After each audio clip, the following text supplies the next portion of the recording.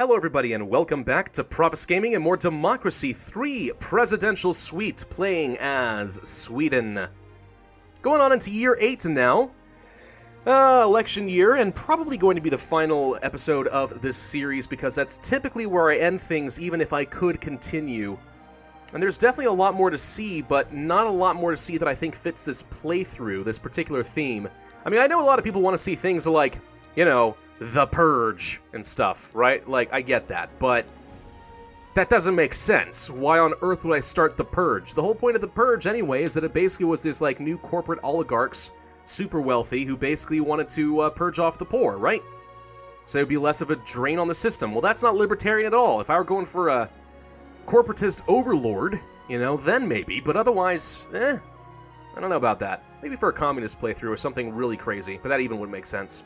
I don't know. Point is, though, we're kind of coming to the end of the series, and also one of the reasons that I need to be ending this up pretty soon is the viewer who did introduce me to the Presidential Suite, I know is going to be unavailable in a few days. He's going to be going on vacation, presumably, or something like that. And I did say I would try to wrap this series up before he left because, thank you for introducing me to the mod pack. So since we're kind of running our course here, libertarian stuff is very difficult and not working out amazingly well. I'll wrap it up for this guy, so that's kind of one of the reasons we're not moving forward too much. Anyway, let's go on into year 8. Hello, Palestinian conflict, and what do you mean the doctor's strike is back? That doesn't make sense, we got rid of our public health care. They shouldn't be allowed to do that. Okay, we'll come back to that in a second. Palestinian conflict. The never-ending conflict between Israel and Palestine has escalated again. Israel makes clear that they will terminate diplomatic relations with any nation that recognizes their rival. Which side should we choose? Is that actually true? I don't think they've done that. Has Israel actually done that? No. I can't remember. Maybe they did. I really don't remember for sure. Do not recognize Palestine. Capitalists point out that Israel is the only democratic nation in the Middle East, true, and an important provider of high technology. Oh god, is that going to increase my technology again? Because I'm having a lot of technology problems lately. Palestine lacks control of most of its claimed territory and is not a functional country. Kinda true, but if it were legitimized, then probably it could form a actual country. There are definitely some different factions. I mean, like, Gaza versus the West Bank and stuff aren't necessarily governed properly by the same people, which is causing some problems. Or we could recognize them. Socialists emphasize that Israel is an oppressive occupation government responsible of most deaths in the conflict. Well, I mean, they're an occupational force in land that was conquered in the wars, so I mean, yeah, I would expect the occupational force to be possibly responsible for the most force involved, but it's not entirely unprovoked either. You know, there's definitely problems on both sides here. The international community prefers a two-state solution, so do I, so we need to recognize Palestine sooner or later. If we do, we could also improve relations with oil-exporting Arab countries. Well, there's a problem. I don't need tech, and I don't need oil. So that's a thing. This is an incredibly complicated issue on geopolitical issue here, and I don't think that I'm going to get too far involved in it because there are very passionate people on both sides. I definitely think that both sides have some problems. I think that Israel's expansion with settlements and stuff is provoking some problems, and I think that Palestine actually does have a hotbed of terrorism that is constantly threatening Israel, and if we were Israel, I understand why they would want to maintain tight security around the area to protect their own citizens. When you have a neighbor threatening you like that, actually launching rockets at school buses, that's a problem. But of course, then there are those who would argue that that terrorism may not even be an issue if Israel wasn't an occupying force to begin with. So there's a lot of issues on both sides, and somehow it's got to reconcile at some point. I'm not sure how that happens, honestly.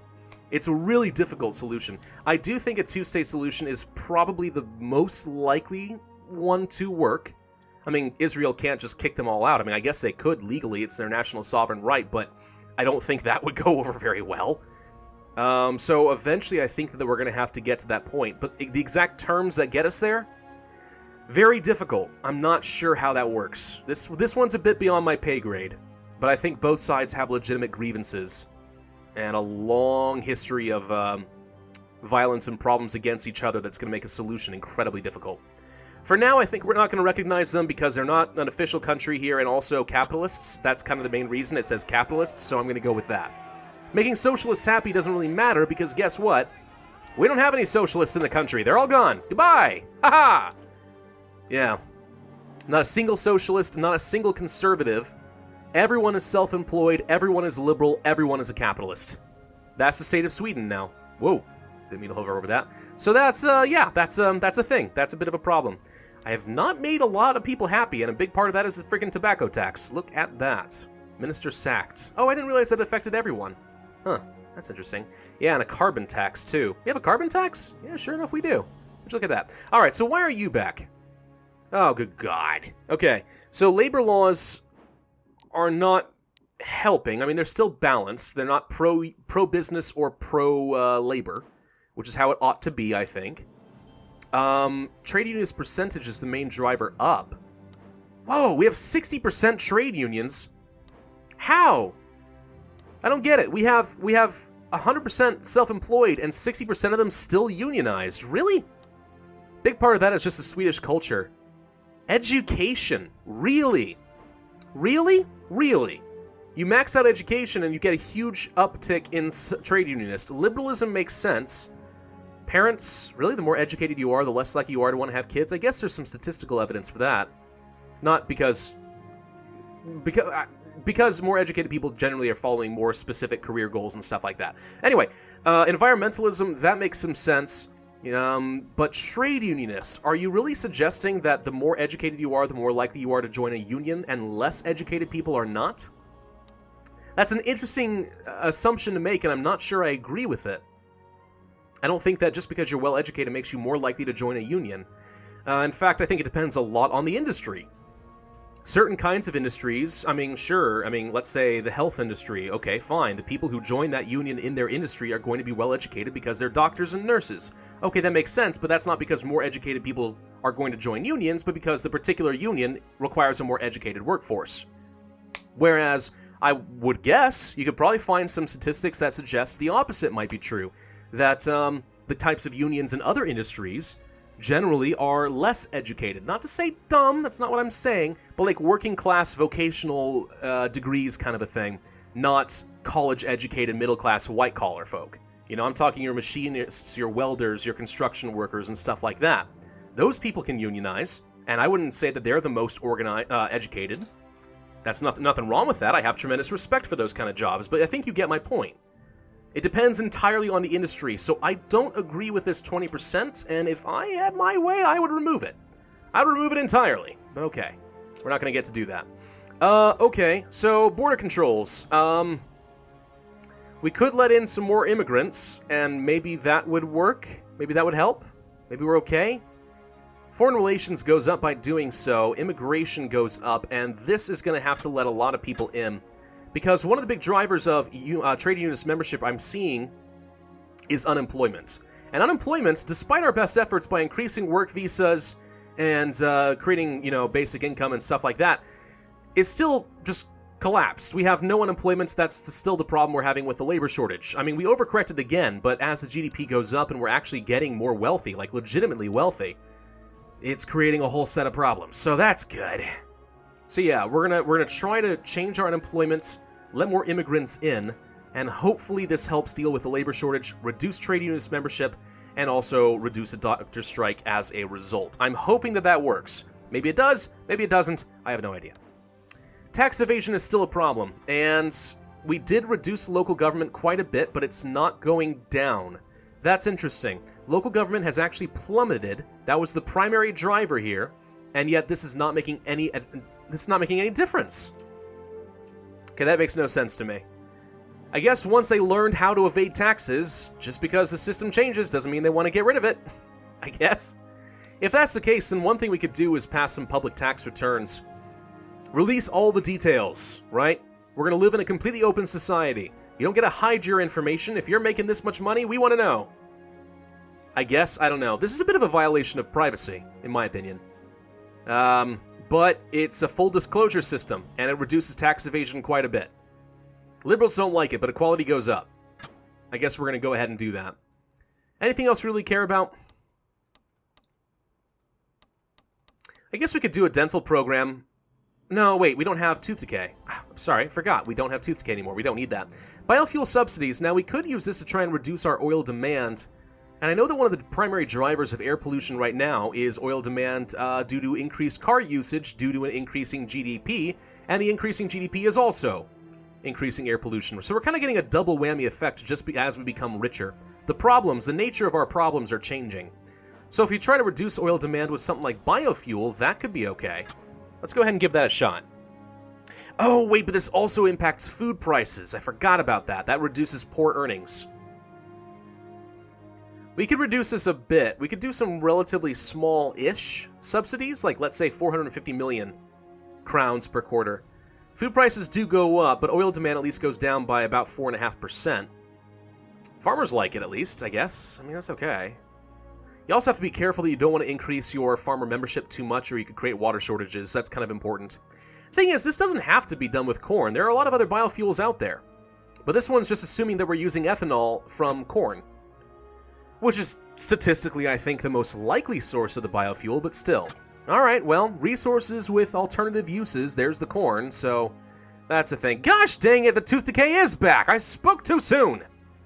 Frickin' heck. Credit rating downgraded. Wait a minute, why? The major international credit agencies have downgraded the status of your government debt.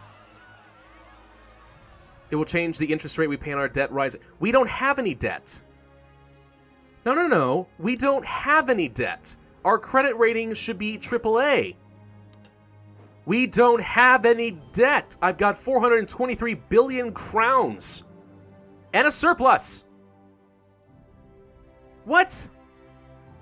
I would understand if someone came along and said, hey, your economy itself needs a downgrading and rating because you're taking too much money out of the economy. If you're making this much a reserve, that's 400 billion crowns that could have been injected into the economy, making it stronger, but you've been hoarding it.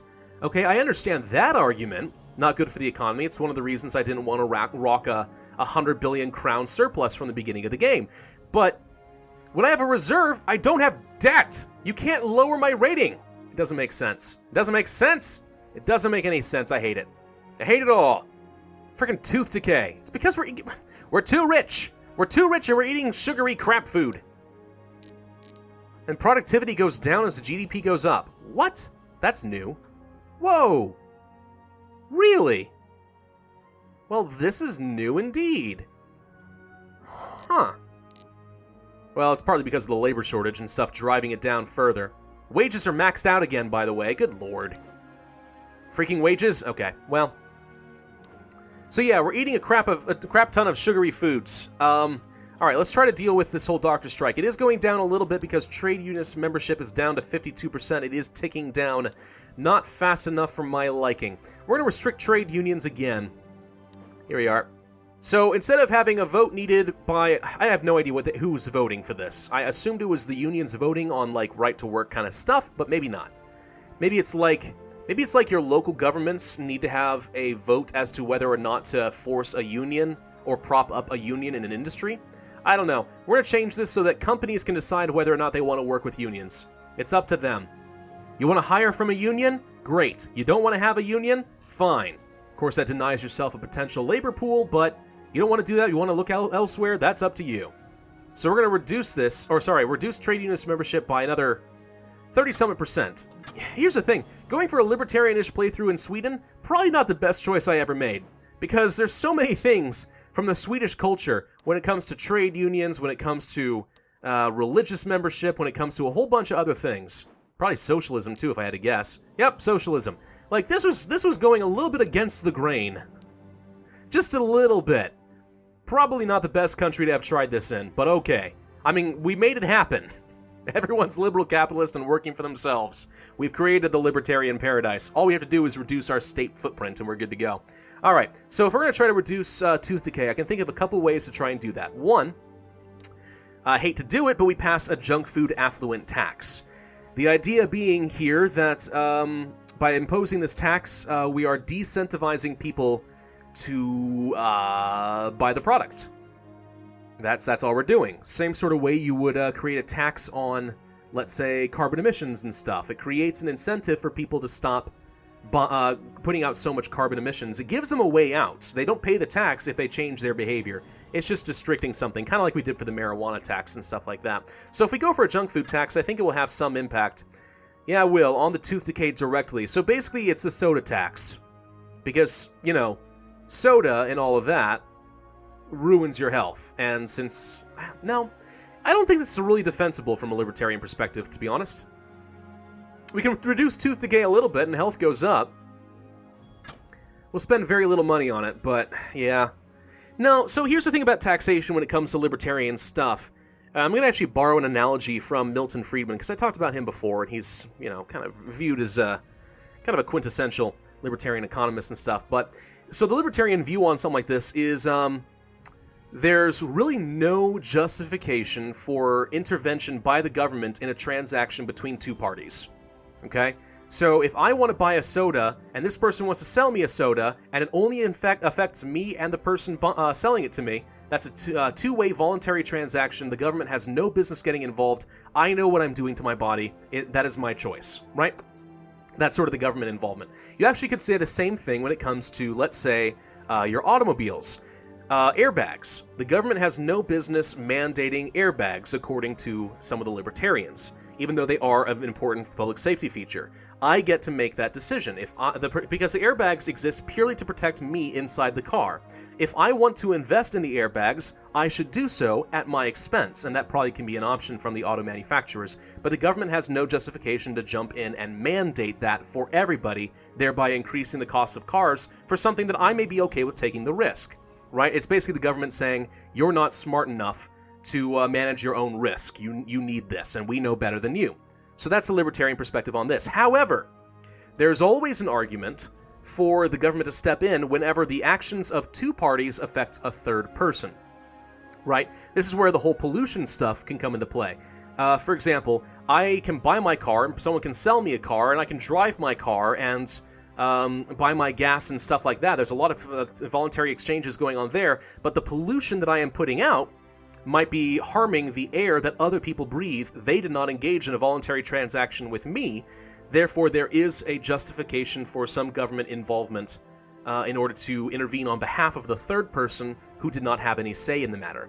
That's sort of an argument there. I don't think all libertarians agree on that, especially the more anarcho-capitalist strain of them. But that's sort of an argument that at least Milton Friedman certainly makes. So there's actually more of a moral justification for setting car emission limits than there is to mandate airbags, right? That's the argument. I hope you're following me on this. So when it comes to junk food stuff, that's a two-way voluntary transaction. It's not affecting a third party. Doesn't make any sense to do something like that. Whereas a carbon tax, if you believe the global warming's predictions, will affect other people who did not choose to put more carbon dioxide into the air. You could argue that this actually could make some sense. In fact, the carbon tax is probably more of a free market approach than, say, pollution controls and other sorts of like direct government regulations. Right? A tax gives people the incentive to innovate their way out and find ways to make their product while producing less carbon dioxide, thereby saving themselves money. That's sort of the idea behind something like that. So I don't think that the junk food tax is really defensible from a libertarian perspective there. Whereas something else, some other forms of taxes could be, depending a lot on what kind of a libertarian that you are. What was I doing again? I completely forgot. I waffled on for a while there. Tooth decay. We want to deal with that. So I passed the junk food tax. You know what I want to try? I want to try the dental program. I know it's expensive. I know it's not very libertarian, but it's new and I want to see what it does. Okay, free exam. So yeah, it does very much impact tooth decay. Subsidized treatment for all. Let's hang on. Info campaign. Oh, we can have just an awareness campaign. Kind of like the eating healthy campaign. You spend a little bit of money just bringing up awareness and stuff, but that's it for a public health event. Toothbrush handouts, subsidized exams, free exams, subsidized treatment for all. Huh. We actually could do that. We could justify doing just an info campaign, and I wouldn't feel too bad about that. I mean, it's just trying to persuade people, not mandate things and not create a new welfare program. It's a little bit of government money spent, but, you know, I have a surplus. So why not? Let's use that for the public benefit, I suppose. That's okay. Ish, kinda, sorta, I don't know. Now let's move on and see what we can do. Refugee crisis. Oh good, more immigration. Major donor abandons the party. Don't care.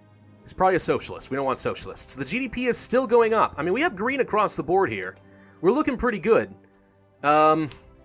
You know, one thing I suppose we should do, since we are coming close to the end of this series, one libertarian policy that is well known here in the United States is that a lot of libertarians want to legalize prostitution.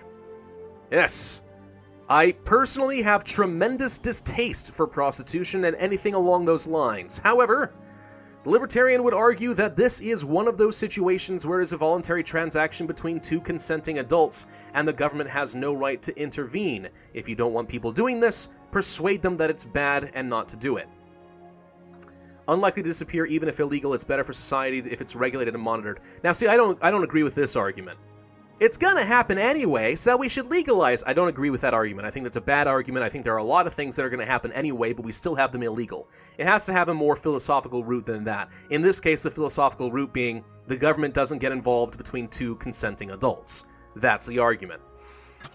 So, we're gonna do it. Personally, not a fan. Not a fan at all. But the GDP goes up by 5.5%. Liberals love it. Parents are not happy. The religious are incredibly unhappy, but they're only like 1% of the population. Tourism goes up. Why? Because, well, by legalizing prostitution all over Europe, people are like, holy crap, it's open season. Oh God, this is so distasteful. I'm sorry. I'm not, ugh. I feel dirty. I hate that stuff.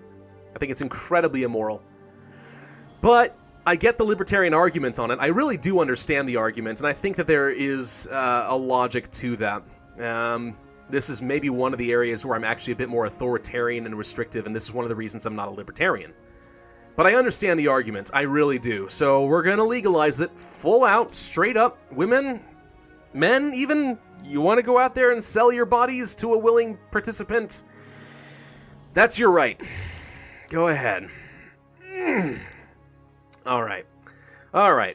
We can try to mess with air pollution a little bit more if we want to. Air pollution limits are actually really low. You know what I just said about, there's an argument for the government to get involved and reduce pollution on behalf of a third party who did not partake in a transaction? There we go. Car emission limits reduce our air pollution. Max that out for a bit. Oh, God. All right, let's move on to the next one. What do we got? Oh, what? Rare Earth crisis. New negative events, and this is because our technology is too dang high. Also, daylight saving time. Benjamin Franklin's idea. Our Ministry of Energy suggests that we use daylight saving time, setting the clock 1 hour forward during the summer to decrease the need for lighting. Farmers and retired people prefer a uniform time zone, though. So we could use it. We see many benefits of brighter evenings, says Lina Ekstrom, I don't know. Professor of Electrical Engineering. We will need less energy, the roads will become safer, environmentalists support this. I wonder if this reduces the traffic collisions event. Also improves energy efficiency, that's not bad. Or uniform time. Changing the clock takes much effort. Yeah, I'll admit, as somebody who is in a daylight savings time zone, it is really annoying having to change my clock on certain days. Everyone gets like a reminder. It becomes like a community thing. Hey, don't forget to set your clock back an hour tomorrow. Oh yeah, thanks for the reminder. Farmers will still need to set their work schedule by daylight, and seniors just get confused. Again, with the seniors just getting confused thing. So, daylight savings time, I honestly don't know. It's one of those things I sort of take for granted. I guess, here's the thing though, right? So, during different times of the year, the days with daylight are just legitimately longer on both sides, in the evenings and the mornings, right? So, does this really help? One of the reasons I've heard that the Department of, the economy, whatever the proper department is in the United States, actually supports daylight savings time is it's supposedly been proven that people are more likely to shop and spend their money on commercial activities during daylight. So by shifting the time around a little bit with daylight savings time, it's technically increasing the economy. It's improving the economy a little bit because more consumers are going out buying products thanks to daylight savings time, and that's why the United States government is in favor of it. That's what I've heard. I have no idea if that's true or not. That's just something I think I heard on NPR. Yeah, I think almost every state in the United States does respect daylight savings time. I think one of the few exceptions to that rule is Arizona, which is where I lived for a long time. So there came a point where I got kind of confused and had to go to this when I moved to Virginia, but let's try it. I think it's supposed to help reduce something. I mean, let's check. Did it do it? Daylight savings time. It did reduce it by 5%. Less road accidents. Huh. What do you know? The religious are incredibly unhappy, thanks to legalized prostitution. I probably shouldn't have gone for these religious buildings, should I? That probably wasn't the best plan. Oh well. I don't think it's going to matter that much. Tax evasion is going to be gone at the end of this video. Labor shortage is still on its way down. Doctor strike has not really improved, even though trade unionist membership has gone down substantially. That's apparently not enough. And it's because the GDP is getting close to maxed out. Tooth decay is going down. I think it will go away eventually. Dementia on its way down thanks to stem cell research. Asthma, nothing we can do until we can get people to stop breathing in their filthy smoke. Corruption ticked back up. Of course it did. Why not? Internet crime? Nope, not going to happen. Because our technology is so high.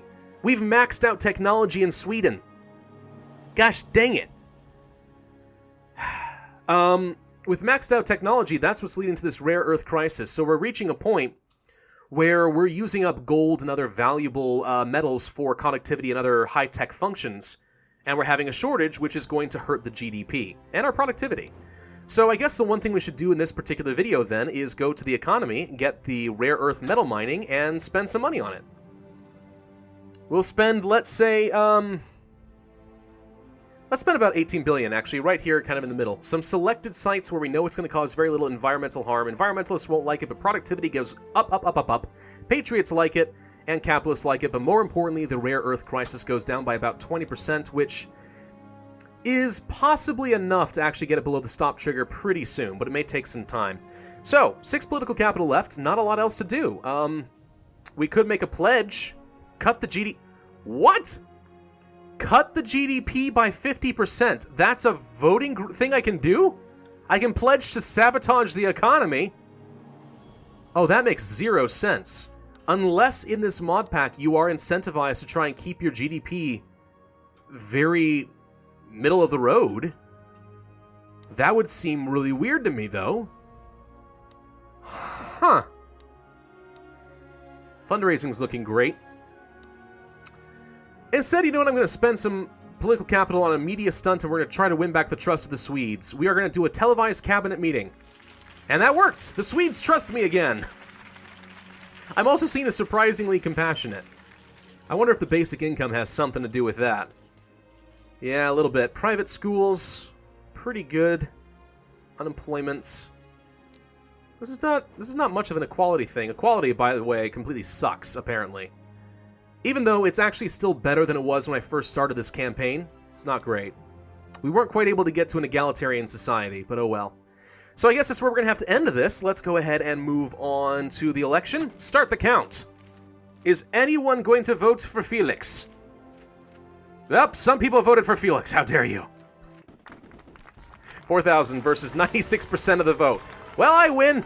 We completely changed the entire course of Sweden's culture and economic system within an 8-year period. And the Swedes loved it in this game. Anyway, breakdown. Yep, the religious are the only people who didn't vote for me, and that's because, well, prostitutes. Changes. Poverty went back up. It was at 0 at the beginning of the campaign, so any poverty at all is going to show this is a problem. However, health got maxed out, education got maxed out, crime is gone, equality did go up, technology went up, the environment is perfect. Violent crime went down as well. CO2 emissions, that's to be expected because we did increase the GDP by 45% in 8 years. Also, the high earnings went through the roof, and holy crap! Wow! So, at the end of the last election, poor earnings were up, but the middle class and high earners weren't doing so great. Now the high earners are phenomenally wealthy. Jeez. I'm hoping that means that... No, I have no idea what that means. It means we just made income inequality way worse, that's for sure. Wow, productivity went up from 0. Energy efficiency, trade, foreign relations, unemployment went down. Alcohol consumption, traffic congestion, tourism became a thing. Military strong. Huh. A lot of good stuff to like about this, honestly. And the next... Oh my god, the antisocial behavior is back? Are you kidding? But tax evasion's at an end, so at least that's not a thing anymore. GDP is close to maxed out. Housing expansion, relax the planning law. Huge budget surplus still. Doing great. Why is this a thing? Because we legalized prostitution. Really. We legalized prostitution and that's what happened.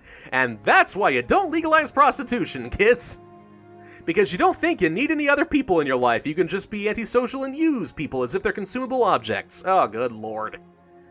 Alright, you know what I'm gonna do? I never do this. We are gonna do one more video, I think. One more video. I don't think that this libertarian stuff in Democracy 3 works very well. And that's sort of what I expected from the very beginning. I've said this. Democracy 3 is a game where it believes that state intervention is the primary or the most effective mechanism of social change. That's what it believes. And there are a lot of people out there who definitely believe something like that. I'm not one of them, but there are a lot of people who do. So everything that's going to happen in your country is basically dependent on government policy. You know, the people of the culture can't change on its own. It's all up to us.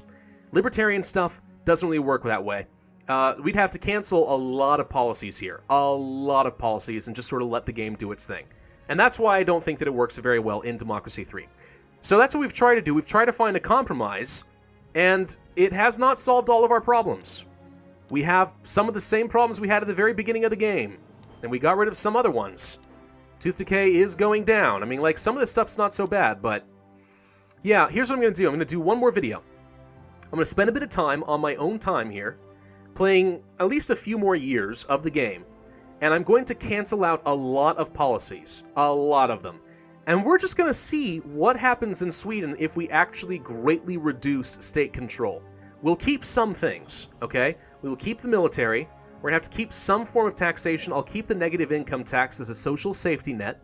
We'll keep some infrastructure projects. Some law and order stuff. Things that kind of make sense from a governmental perspective. But a lot of other stuff, when it comes to subsidies and things like that, we're going to get rid of them. In the next video, I'll come back and I'll show you guys what the final result is in Sweden by doing so. It's a big experiment. I have no idea how it's going to look. Does that sound good to you? I hope it does. Thank you all for watching. Be sure to hit that like button, leave a comment, and subscribe. And I will see you guys in the epilogue. Bye-bye.